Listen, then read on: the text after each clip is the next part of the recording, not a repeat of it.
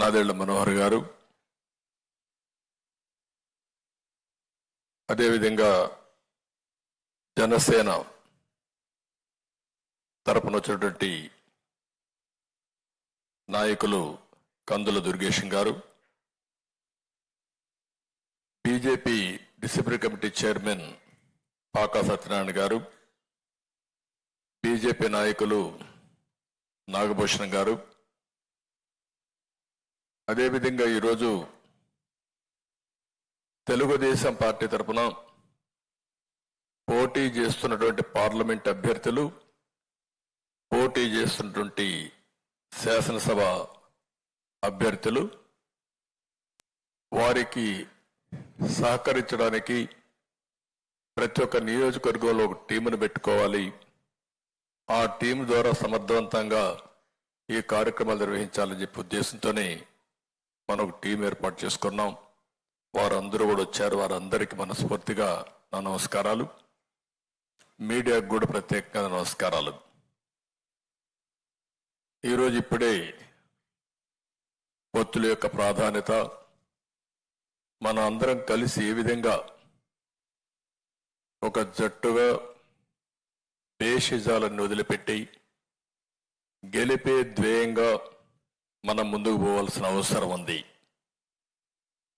ఇది ఒక రాజకీయ పార్టీ ప్రయోజనం కోసమో లేకపోతే గెలిచే అభ్యర్థుల ప్రయోజనం కోసం కాకుండా రాష్ట్ర ప్రయోజనాల కోసం ఈరోజు మనందరం ముందుకు పోతున్నాం. ప్రజలు గెలవాలంటే ఎన్డీఏ రాష్ట్రంలో గెలవాలి, దేశంలో ఎన్డీఏ గెలవాలి. గాడి తప్పిన పరిపాలన ఘాట్లో పెట్టడానికి మనందరం కూడా సహకరించాల్సిన అవసరం ఉంది.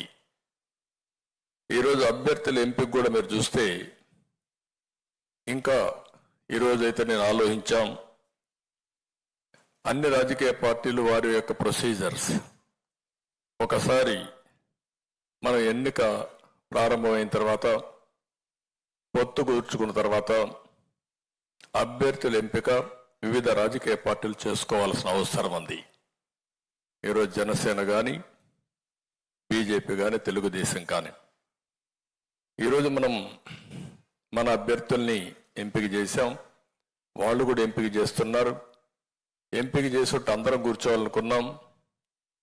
వాళ్ళు ఇంకా చేస్తున్నారు కాబట్టి ఇదే విధంగా వాళ్ళు కూడా మీటింగ్లు పెట్టుకొని సమర్థవంతంగా ధీటుగా ఎదుర్కోవాలంటే ఈసారి ప్రతి ఒక్కరు కూడా అప్రమత్తంగా ఉండాల్సిన అవసరం ఉంది. ఈ రాష్ట్రంలో రాజకీయాలు ట్రెడిషనల్గా ఉంటే, ప్రజాస్వామ్యయుతంగా ఉంటే మనం మామూలుగా రాజకీయాలు చేసేవాళ్ళం. ఈరోజు ఒక పక్క చూస్తే రౌడీయిజం, అధికార దుర్వినియోగం ఒకటి కాదు, ఎన్ని రావాలనో అవలక్షణాలు అన్నీ వచ్చాయి. అలాంటప్పుడు అందరూ క్యాండిడేట్లు కూడా చాలా అప్రమత్తంగా ఉంటే తప్ప మనం ఏమాత్రం కూడా ముందుకు పోయే పరిస్థితి ఉండదు. ఈ విషయం మీరు గుర్తుపెట్టుకోవాలి. ఇంత మునిపై సత్యనారాయణ గారు మాట్లాడినప్పుడు చెప్పారు, మనోహర్ గారు కూడా చెప్పారు. 3 రాజకీయ పార్టీలు ఉన్నప్పుడు 3 రాజకీయ పార్టీలు, ఒక పార్టీ కేంద్రంలో అధికారంలో ఉన్నాం. ఇప్పుడే కాకుండా గతంలో కూడా మన వాళ్ళతో కలిసి ఇప్పుడే మొదటి నుంచి కూడా బీజేపీతో కలిసి తెలుగుదేశం పార్టీ ఎన్డీఏలో ఉన్నాం. అదే సమయంలో రాష్ట్ర ప్రయోజనాల కోసం